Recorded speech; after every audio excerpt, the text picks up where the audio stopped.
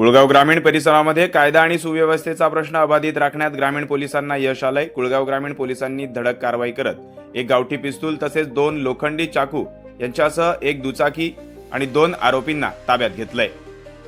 बकरी ईदच्या अनुषंगाने कुळगाव ग्रामीण पोलिसांनी कान्होर गावाच्या हद्दीत नाकाबंदी केली आहे। दिनांक 19 मे रोजी पोलिसांना मिळालेल्या गोपनीय माहितीच्या आधारे सतर्क नाकाबंदी केली असता काळ्या आणि केसरी रंगाच्या दुचाकीवरून जाणाऱ्या 2 इसमांना चौकशीसाठी बाजूला घेण्यात आलं। त्यांची अंगझडती घेतली असता एका इसमाकडे देशी गावठी लोखंडी पिस्तूल आढळून आले, तर दुसऱ्या इसमाकडे झडती घेतली असता त्याच्याकडून 2 लोखंडी चाकू आणि मोटारसायकल ताब्यात घेण्यात आली आहे। दोन्ही आरोपींना अटक केली असून कुळगाव ग्रामीण पोलीस स्थानकात आरोपींविरोधात तक्रार दाखल करण्यात आली आहे। हे दोन्ही आरोपी उल्हासनगर येथील असून त्यांना 3 दिवसांची पोलीस कोठडी सुनावण्यात आली आहे। या कारवाईसोबतच वांगणी येथे देखील कोम्बिंग ऑपरेशन करत असताना एका घरात तलवार आणि चाकू मिळून आल्याने याबाबत देखील गुन्हा दाखल करण्यात आलाय।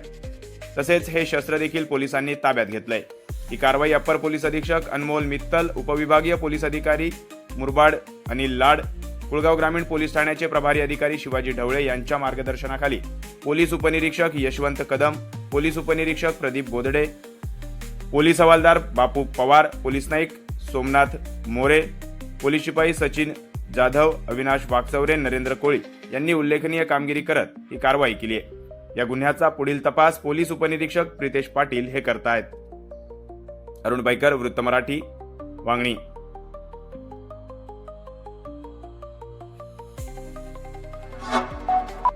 Like, comment, share and subscribe.